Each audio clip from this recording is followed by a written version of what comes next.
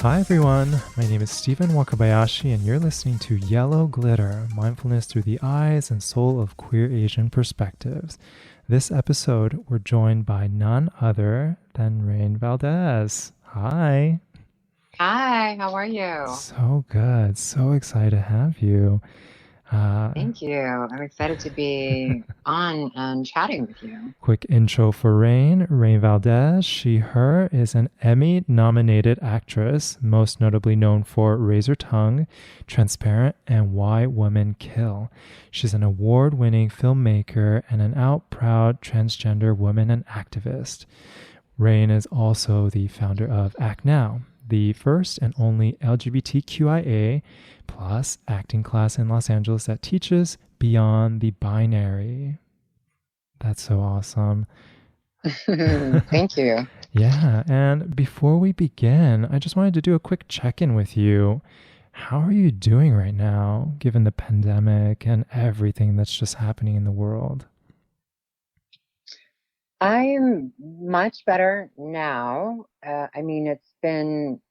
It's been quite some time with quarantine. I think at the beginning I was very, very anxious, and there were moments when I dipped into depression. But I also enjoyed the downtime. I felt like I had freedom to do what I want creatively on my own time. And so that was fun in the beginning. I did a few videos that I posted on Yeah. Instagram. Yeah. But yeah, I think it's been great overall because it allowed me to slow down, and I got to focus on a feature script that I've been meaning to finish, and I finished it during this time. I've also been working out every day, so I've been able to focus on my health the way I've always wanted to, as opposed to always putting it off. So I'm eating better, I'm working out, and now I've been redecorating. I've been kind of nesting in my Awesome. apartment, which is something that I sort of put off for a while because I wasn't sure how long I was going to be living in this place. But with quarantine or with COVID, I decided, well, it's probably best that I stay put and not go anywhere. So I started redecorating and just kind of been giving myself little home projects here and there. And and that's been very, very helpful with my mental health for sure. So yeah, so overall much better. Question for you, specifically around just exercising and fitness. I feel that I have gotten much worse given the Mm. quarantine because I am somebody who loves to go to classes and take classes with other people. And I'm just curious what keeps you motivated and just what keeps you going at home, especially by yourself, to exercise. Well, so I'm actually doing it with a friend, and we Ah, found this amazing fitness woman on YouTube called Chloe Ting. She's like an Asian Australian woman, and she's just amazing, and she makes me feel very comfortable with my body and very comfortable with the workouts. And she does these challenges like 25-day hourglass challenge and 28-day summer shred challenge. And so my friend and I have, we basically potted together because she is also single and lives alone. And so we've kind of just potted together as a team, and we decided to do the workout together because she had very similar goals as I did. So we started doing the challenge, and we would text each other and motivate each other and be like, day one done, day two that's done. awesome. And yeah, and now we're on our fourth challenge. And so Wow. we just keep going. Once we finish the challenge, we celebrate. We like order like our favorite meal, or something fun and exciting. And then we start a new challenge. And I've literally has seen such a huge difference in my body, but also in my mental health, and having this fear of like not knowing if my body is capable of this and that. So I think it's very helpful to um do it with someone. And I'm the type of person that thrives off of teamwork and motivating each other. And so I'm with you. I used to be those people who loved, group classes, Yeah. and but now that I've been working at home, it's kind of nice because I don't have to rely on that anymore, and I can just do it here and feel great about myself. Oh, that's amazing, amazing. And I also feel you with the nesting that you're doing right Hmm. now. I just moved into a new apartment, and Congratulations. oh, thank you, thank you. And we just spend so much time at home right now, and we Hmm. might as well make it a place we love and enjoy, you know? Yeah, Yeah, that is, absolutely. yeah. What do you miss most about life since Mm. COVID happened? Well, I miss working, to be honest. I miss being on set. I miss the crew, working with the lighting people, the wardrobe people, because it's such a community based environment to be an artist, to be an actor. So I miss that, and I miss with my company. We used to do live readings with a queer artist who has a queer LGBTQ driven script, Yeah. or female driven, and we would do live readings twice a month, and I miss those. I miss getting together with my queer community and being part of the revolution and supporting each other and moving mountains with each other. Yeah. So yeah, I wish there's I really wish we can go back soon. And I get it. I get that we have to quarantine for a lot longer than we want to. And I've been very good. I wear my mask. I only go out unless I have to go to the grocery store. But yeah, there's definitely a part of me that misses the get-togethers. Yeah. Yeah. And California too, just especially Los Angeles, where a lot of actors and actresses are out of work. The Hmm. state definitely boomerangs back and forth of, hey, we're open now. Oh no, everything is closed now. And Hmm. it's just, yeah, I have a lot of friends who are in that space who are either in front of the camera or behind the camera, and all of Mm. them, they're all out of work. And Yeah. like you, they did mention they miss the community and just creating the art, the artistry with other folks.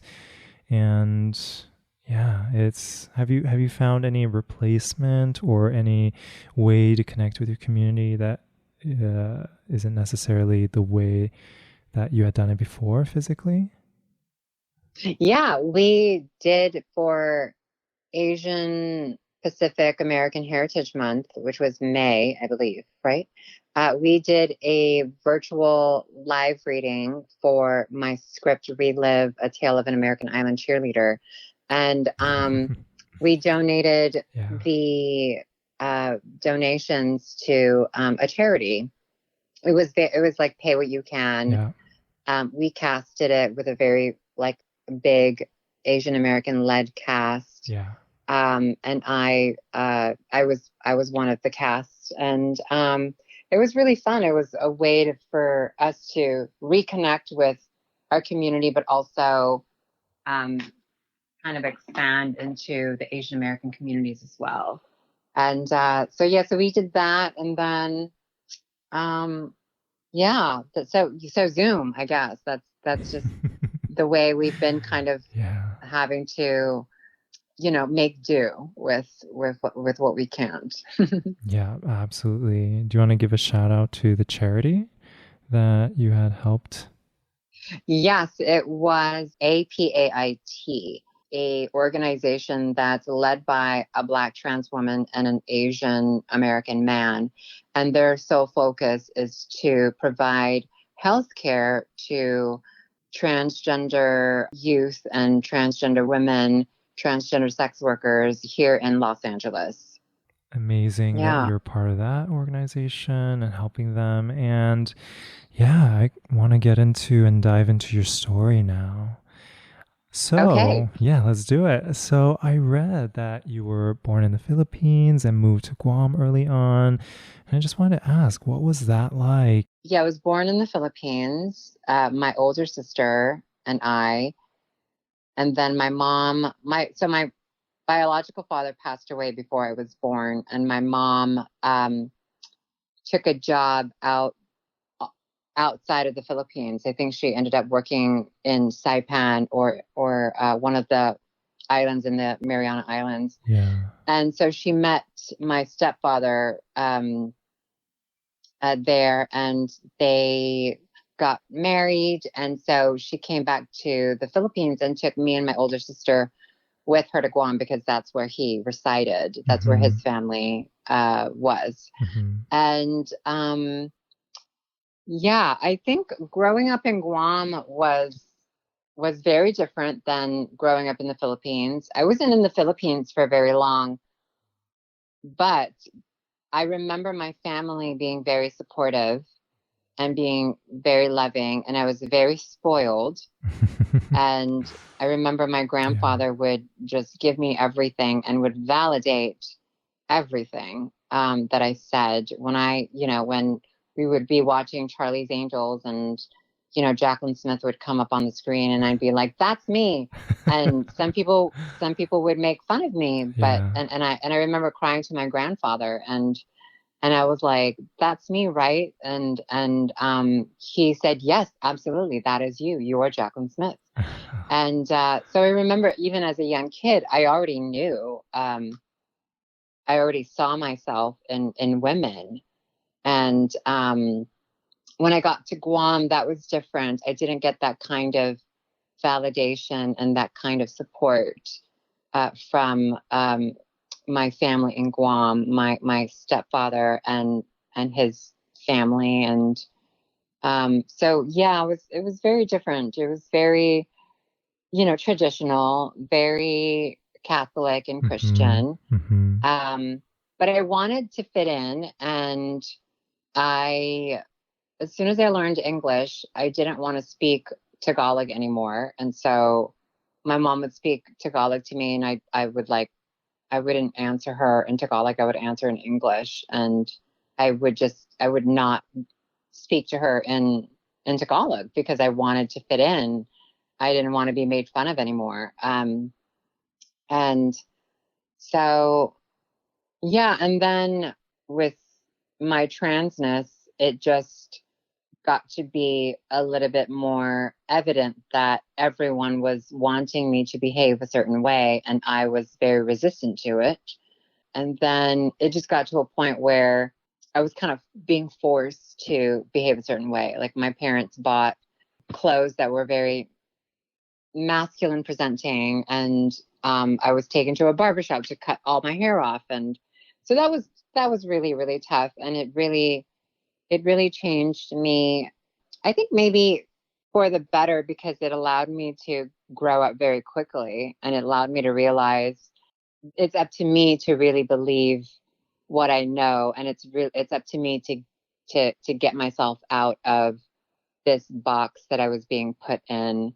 And yeah, and it took a long time to do that.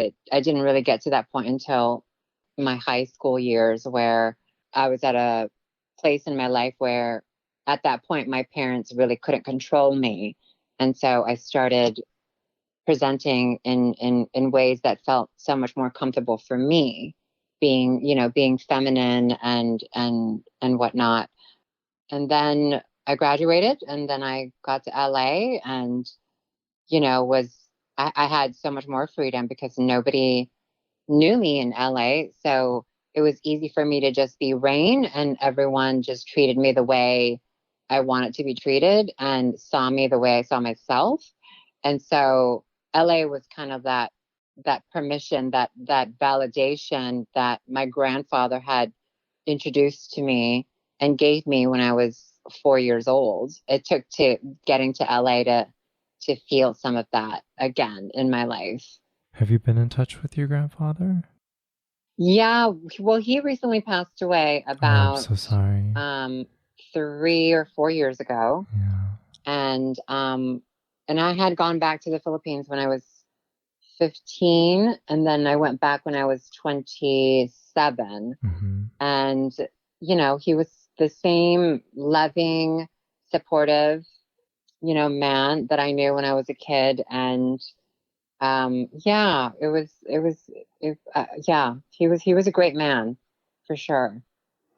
Yeah, being able to give you the permission to be yourself and just accepting you for who you are. I think what you had mentioned just around the language of not wanting to speak Tagalog at home, so many Asian folks relate to that, especially second generation, first generation folks who immigrate to United States, where it's really because you don't see a lot of Asian folks in media, Asian folks in advertisements, Asian folks in uh, anywhere, especially even back then, 20 plus years ago.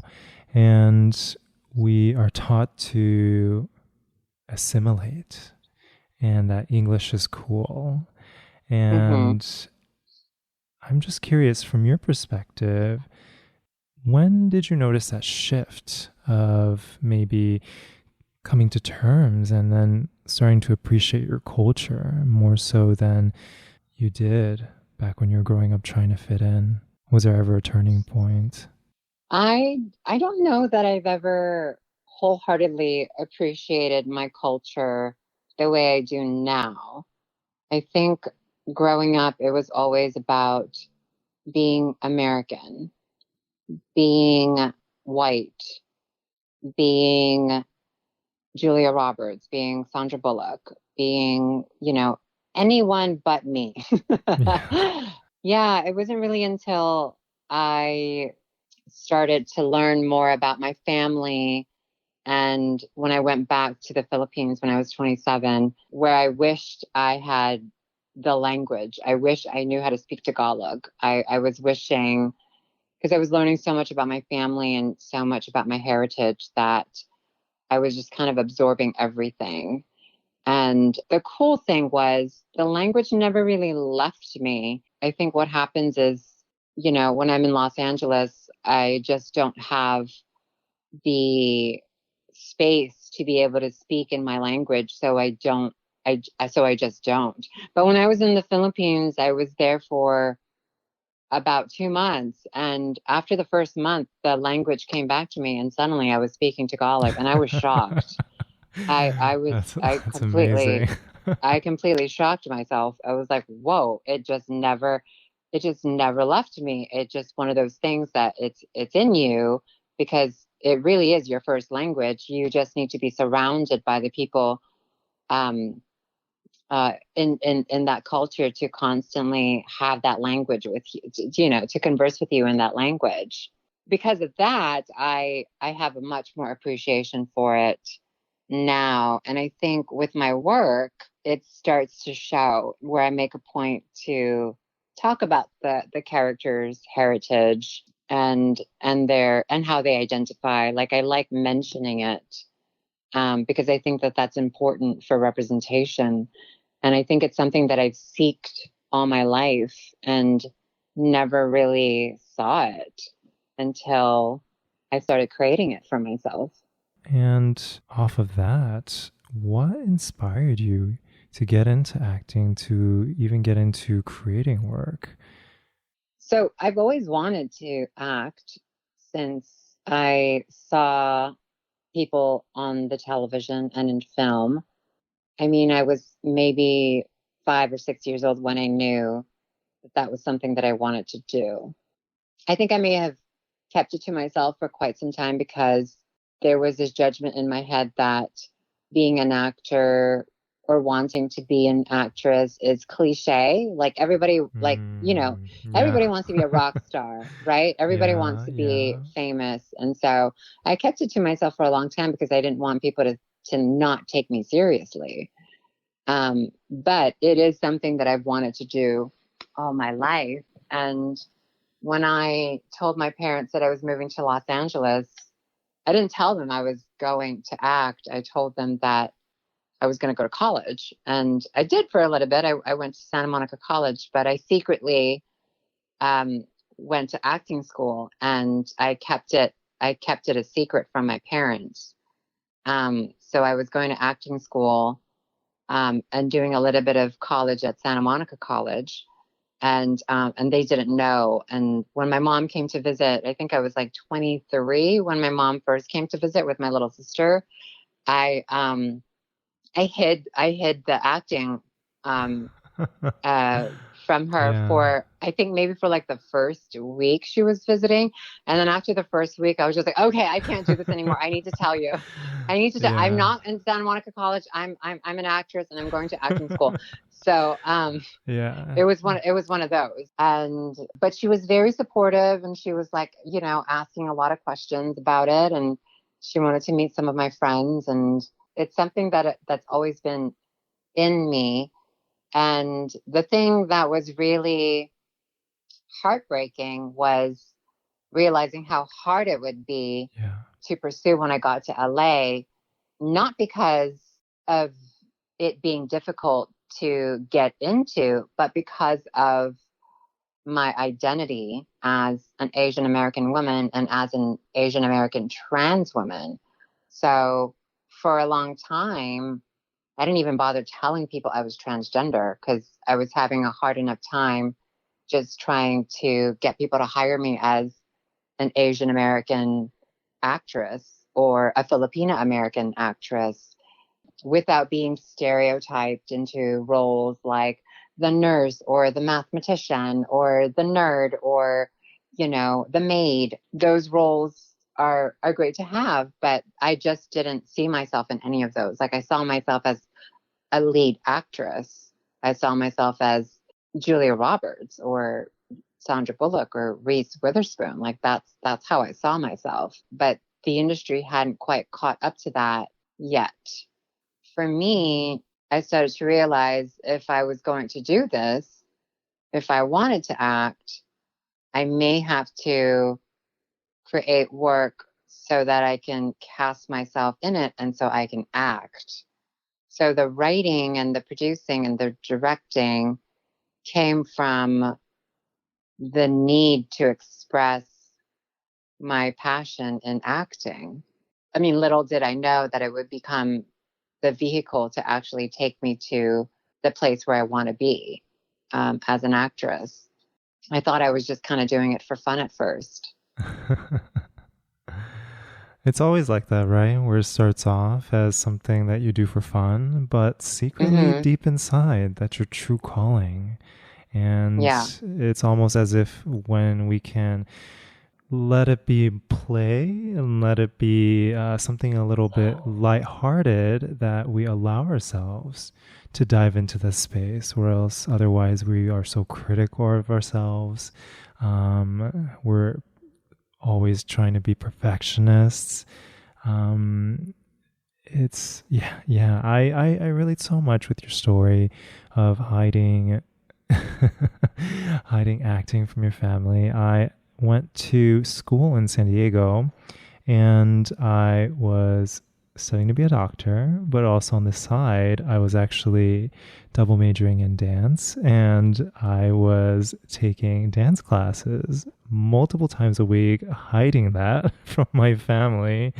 I was hiding my ballet shoes, my tap shoes, and it was, yeah, it was, you know, at the end, after I had done college for 5 years, they call it your victory lap. And so at the end of the fifth year, I had put together this piece, I put together a show, and then I figured, hey, why don't I just invite my family to come see something that I've been doing for 5 years in college? And it was kind of bittersweet, but at the same time, I don't know. I don't know. It was my family definitely struggled to understand the purpose and value of it. But as a part of our Asian community, right? Our parents want the best. They want us to succeed so bad that they often sacrifice these other careers because they're so afraid it's not going to work out for us, you know? They want us to Hmm. be doctors, they want us to be engineers, nurses, you name it. And anything that's in the arts and anything that is what to them is more of a like a nice to have career. You know, there's that part that I kind of feel so it's a very sad part, you know, just not being able to accept and honor your own truth and have to think twice about it, you know. And so Hmm. my question to you is when you went through those moments when you had doubts of, you know, was this even going to work out, or even just this making the leap to Los Angeles, right? You know, just what got you through it and what kept you motivated? I think it's something that I just keep coming back to, or something that I keep thinking about and keep feeling in my soul and in my gut. It's just one of those things where I've you know I've tried to give myself an out. I quit acting for a little bit and took a job in post production, which is how I was able to learn the finishing aspect on filmmaking, and why I became a filmmaker, because I was working in post production, learning all these skill sets about how to finish a movie. And I was like, oh my God, now that I have Yeah. this knowledge, I can start writing, um, and bringing these projects into my post production facility to finish them. So it just keeps coming back to me, and I keep asking myself, whenever it doesn't work out, or whenever I don't book an acting job, or if I have to take another catering gig, I always ask myself, well, is there anything else you would want to do with your life? Is there anything else you'd rather do? Like, just think about it. Think about everything that this world has to offer. And would you want to do that? And so I've thought about everything. I thought about nursing. I've thought about even as random as being like a wine sommelier, and I thought about like maybe teaching or something. And every time I think of a career, or I think of something that someone does for a living, it always goes back to, I would rather be an actor and wait tables to support my acting career, or in the pursuit of it. And so for me, it's always, I like having check-ins with myself, and it always results into the same answer. And so for me, even today, being an Emmy-nominated actress, which is, the highest honor in television, I keep thinking about, am I shocked? Like, people are like, are you surprised? Are you shocked? And I'm like, yeah, I'm definitely shocked. I'm definitely still pinching myself. I'm definitely still processing it. But at the same time, it's no accident that I'm here. It has been because of my strategic, calculated risks that I've taken that has led me to this moment. And so I have to also acknowledge that. I have to also acknowledge that I've put in the work, and I've sacrificed being close with my family that's still in Guam or in the Philippines. And I've sacrificed from being in a relationship that would maybe allow me to build a family. I've sacrificed a lot of things. And, it's gotten to a point where, how much can you sacrifice, and for what are you willing to keep sacrificing? For me, it's the joys and it's the rewards of being able to tell my authentic stories Yeah. about being Asian American and Yeah. about being trans, because there isn't enough of it.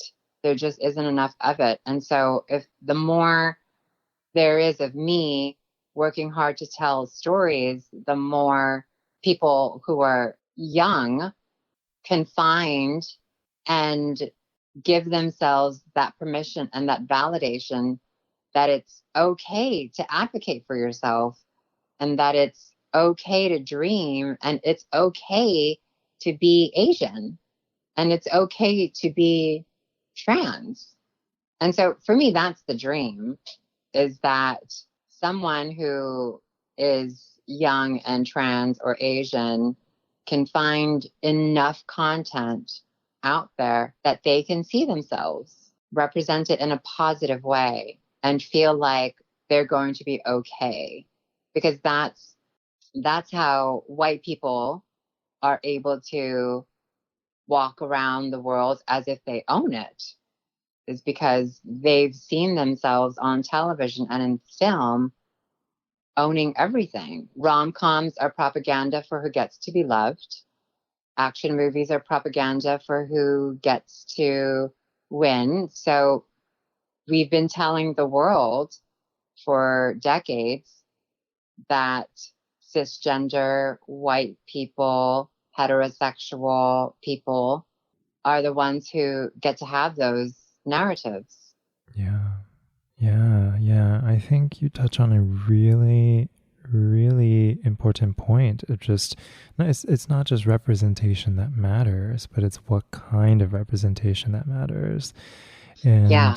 I think, especially as we rewind, right, 10, 15 years ago, when we're typecasting all these Asian folks in movies, plays, you name it, in these stereotypical Asian roles, especially for Asian women, fetishized roles, very sexual, hypersexualized roles, and even trans roles. If we take a look at just all the folks who had been playing trans characters over the past decade, I don't think we have made really a huge shift until the past few years where the trans character is actually the hero. They're usually the foil. They're usually the foil that passes away. It's just, I think it's just so important what you mentioned there. Just, it's not just what representation. I mean, it's not just representation, but it's what representation.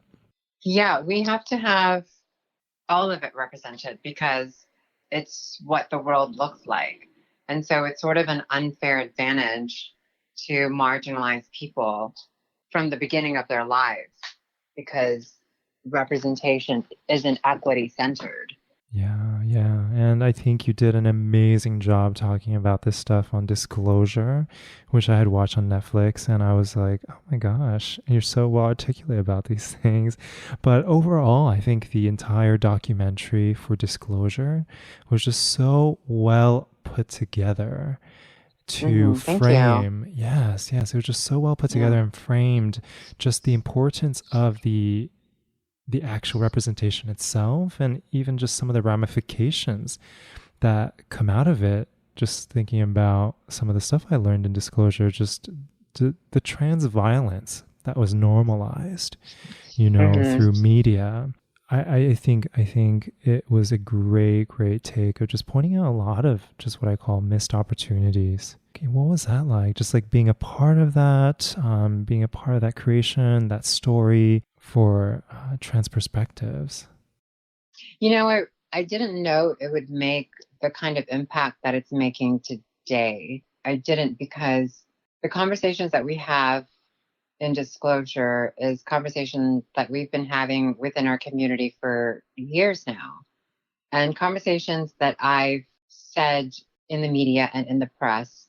But I think what the film does greatly is putting those conversations side by side with the examples of what's been going on in Hollywood and how Hollywood has participated by creating these narratives and these characters in film and in TV.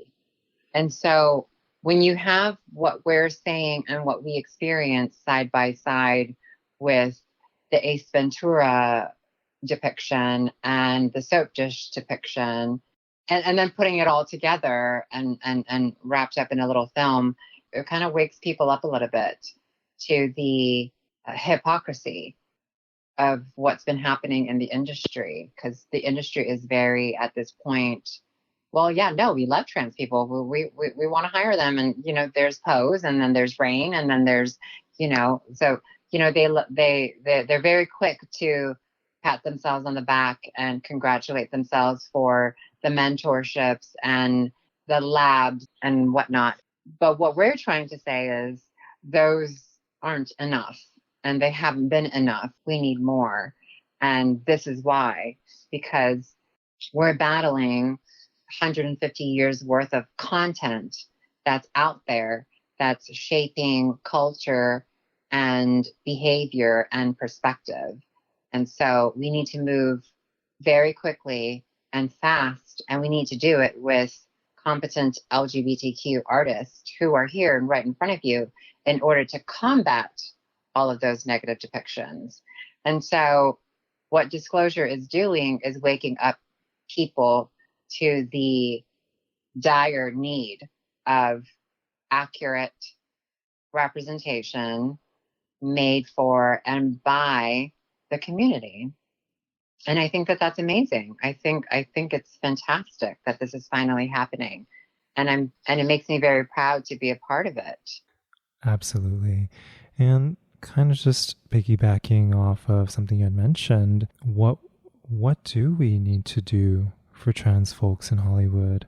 If folks are listening to this, what else do we have to do for a trans community?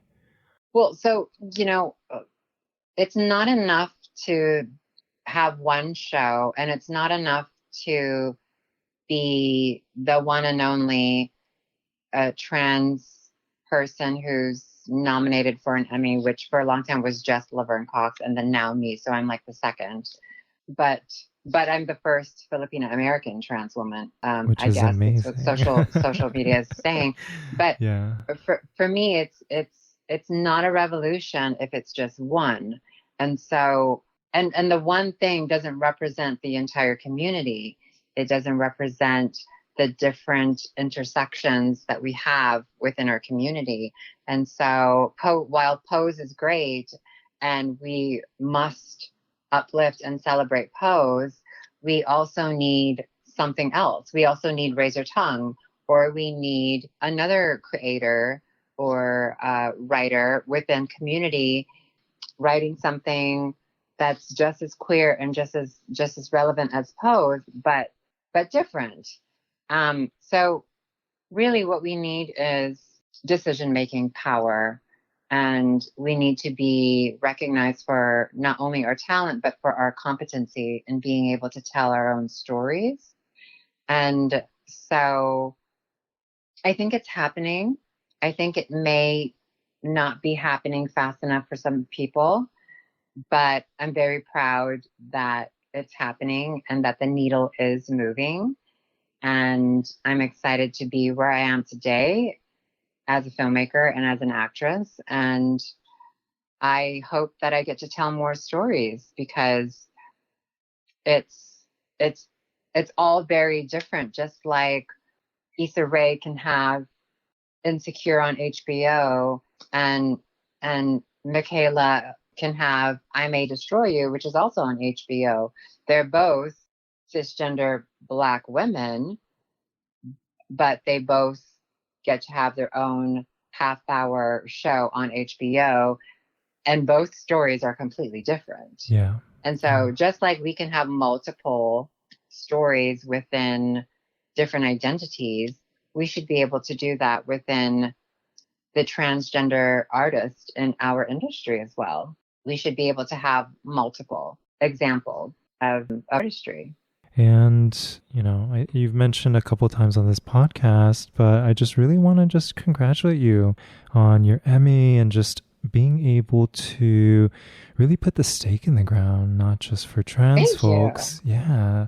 Not just for trans folks, but really the Asian community, the queer Asian community.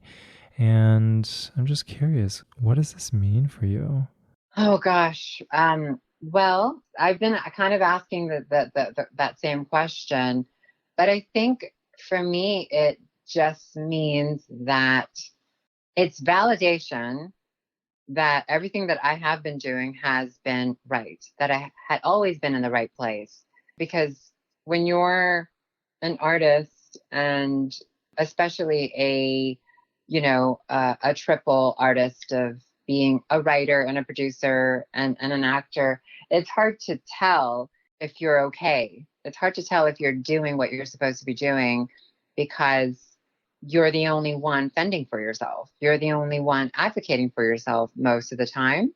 And now with this new title or this new accolade, it and not just any accolade, it's the Emmys. So it's the highest honor. To have that is validating that I have been in the right place.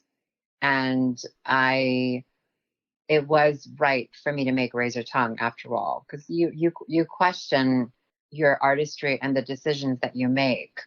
But for me, it was always about creating, and it was always about telling authentic stories. And so the Emmy nomination just sort of validates that, yeah, keep telling stories, keep being you, and keep being unapologetically breaking societal norms and breaking industry norms too, and keep hiring the people that you want to work with, which is more trans people. So for me, it's just validation that I've been doing everything that I'm supposed to be doing. And it allows me to relax a little bit, actually. And it allows me to realize that I was always meant to be making my own path, because there isn't a blueprint here in Hollywood on how to make it for anyone unless you're born into it. But then that's privilege. So that's a completely different set of rules, yeah. circumstances, life. Exactly. So Yeah.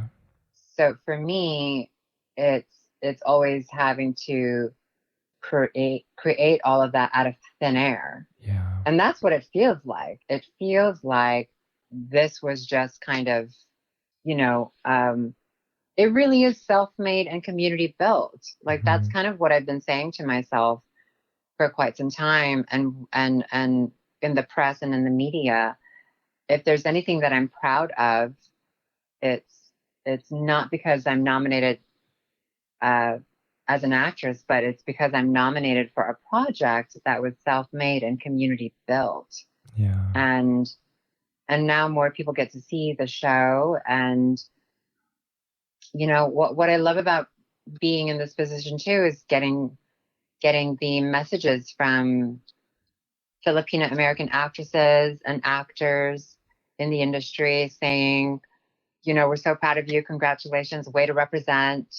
And from my trans community as well, my queer community, like just getting all the love and the support. And really that's what means the most is knowing that I'm inspiring people to continue their journey as their individual self and be unapologetic about it.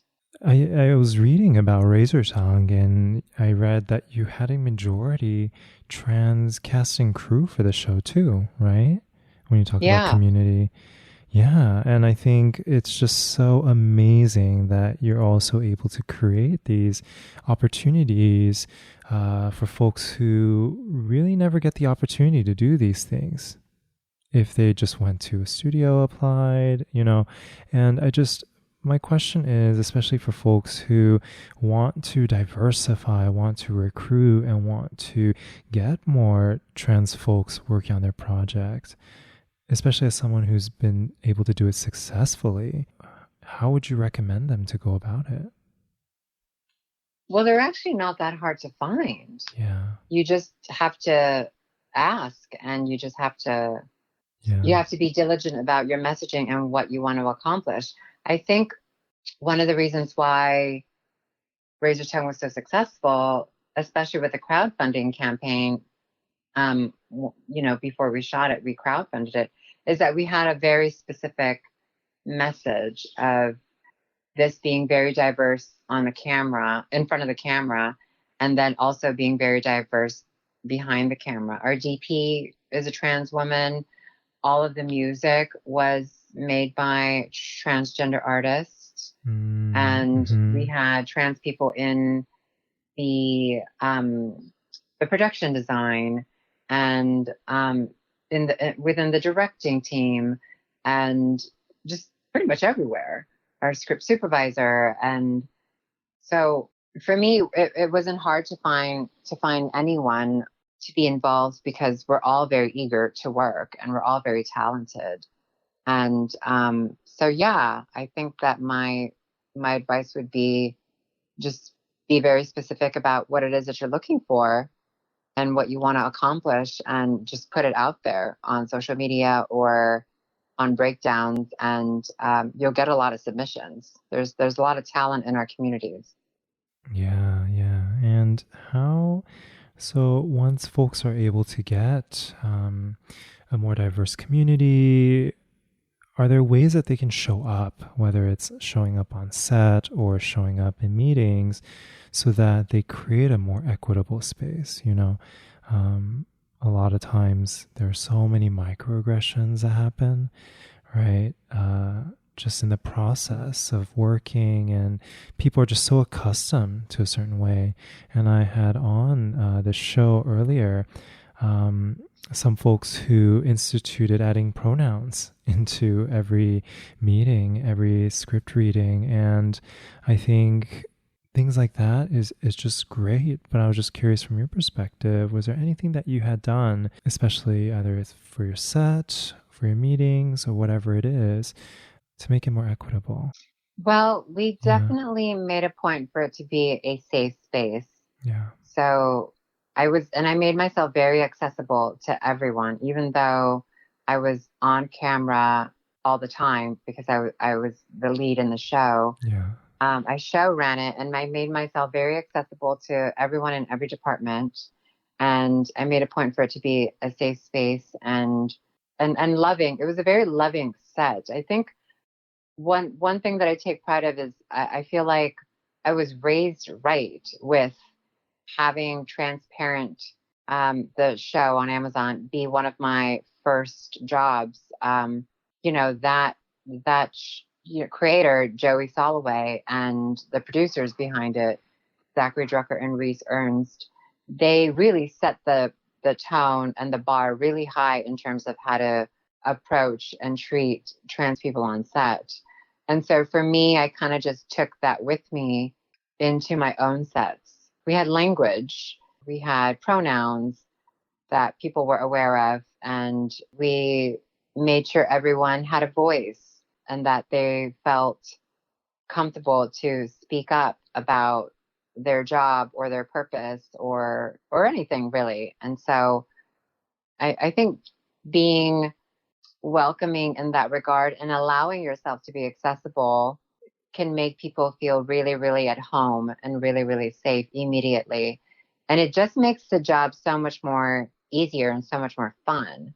It removes ego, and it removes any unnecessary tension or microaggressions that may arise.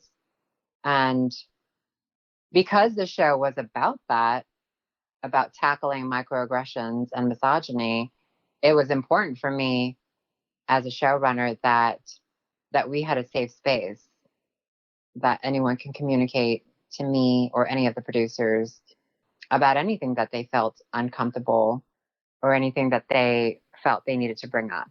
Yeah, and I binge watched Razor Tongue in one sitting, and it was such a great show. I think just how it was Thank written, you. and yeah, I'm just curious, what's next for Razor Tongue? Are you gonna do anything with it? Is there a sequel?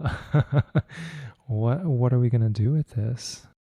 Yeah, there is. Well, there's season 2 written and ready to go. It's 8 episodes. They're longer. It's more traditionally written as an episodic series where there's more scenes, more characters and storylines in an episode. So Belle's world is a little bit bigger. There's more characters. We expand into her chosen family. Yeah, I'm really excited about season 2 because we go so much more deeper into Belle's life as a trans woman and as an Asian American trans woman, and what that's like for her, especially since in season 1 she kind of nonchalantly outs herself on the last episode. Now that we know, now that the audience know, we can explore that with the audience in season 2. Season 1 was about the feeling, and the uncomfort of being a woman in a society and an industry controlled by men, right? And so season 2, it's going to be another layer of being all of that, plus also being transgender. So I'm excited to explore that with the characters. I'm excited to get back to work. It might take a while. We were kind of hoping to get into production Yeah. this year, but Yeah. obviously COVID threw us all for a loop. Yeah. So hopefully, we'll be able to do something with it early next year. Yeah, yeah. Definitely. I have so many friends who are pivoting some of the stuff that they had planned and rewriting scripts even to accommodate quarantine and quarantine life. And it's just, I can't imagine, especially as a storyteller, trying to tell your story given the current circumstances. One it's definitely exciting, but I think it really puts your craft to the test to withstand a pandemic. Yeah. I just wanted to also touch on a little bit. So this project you have, which is called ActNOW, that you have in LA, can you talk a little bit about it? What is it? When did you start it? What's your current plans with it? So yeah, ActNOW is my acting class that was LA based, but actually we started our Zoom acting class sessions online this month, and we had people all over the country that signed up for it. So I'd love to eventually get back into a physical space, because I think it's very important to teach in person, but I'm also really liking being able to teach online and be able to connect to people outside of LA. And so I think for now, we'll continue the online classes, but we very pride ourselves in being predominantly LGBTQ, predominantly transgender, predominantly non-binary, because for a very long time, I was always the only one in an acting class. And so having ActNOW allows us to be the majority in an acting class, which then kind of eliminates the emotional labor that we have to do to prove our existence in our artistry. We don't have to do that with one another, because we all kind of inherently already understand each other. And so it allows us to just focus on the craft of acting, which I think is really special. I love that I get to do it. I really do. And I love everything about acting. I love doing it. I love being on set. And I love talking about it. And now having my class, I get to talk about it even more, and I get to teach it. And so for me, it's just an extension of my artistry and who I am. And to be able to share the knowledge that I've learned over the years to queer artists such as myself is the greatest honor, really, and such a privilege to be in. So I'm very proud of the class. We've been doing it for over 2 years now. Yeah, that's so awesome. I definitely have to swing by one of your classes one of these days. Yeah, we would love that. We have guests that come by occasionally, that co-teach or give some insight about the industry or their experience as an actor. So yeah, we'd love to welcome. Yeah, and I host not acting classes, but I host support groups, and I hosted in New York City, but I had to also move over to Zoom. But what was really cool about it was I was seeing people join from. I had people join from London, from the Philippines, from. It's a queer Asian support group. We meet once a month. And it's just people were joining in from all around the world, and it was just so powerful and so fascinating. And I'm just curious, maybe you like when once things can open, we have both the physical And we still have the digital too to make things accessible, right? For folks who aren't necessarily in the locale, and they can also join in from all around the world. Yeah. Well, it's just so awesome that you're creating this space. You are just being an amazing example of how folks should really help steward and create space for their community. And I'm so honored to say that we share the same queer Asian culture. And also celebrate you for your Emmy nomination. And Thank you. yes, and before we wrap up, I just wanted to ask, how can people find you and get in touch with you? I'm on Instagram and on Twitter at Rain Valdez, and my website is rainvaldez.com. So yeah. Awesome. Definitely check the website and social media out. And yeah, before we go, is there one little tidbit or one lesson that you'd like our listeners to take away with? Oh, yes. Move mountains with the people that you love. Find people in your community that you want to move mountains with and for, and you'll find joy in creating with those people because you're doing it together. Awesome. You're doing just that with all your work, and just so grateful. So thank you so much for coming on the show. Really excited for all the listeners to listen to you. And also, if you're listening and you haven't checked it out, watch Razor Tongue. I loved it. It's so funny, so quick, just so sharp and so witty. And thank you. Yeah, and check that out. I appreciate that. Yeah. And to get in touch with me, you can follow me at Stephen Wakabayashi on social media. And really excited to continue the conversations with these amazing queer Asian voices. And with that, we bid you farewell. Hope your day can be a little bit more mindful. Bye now. Bye, everyone. Thank you for listening.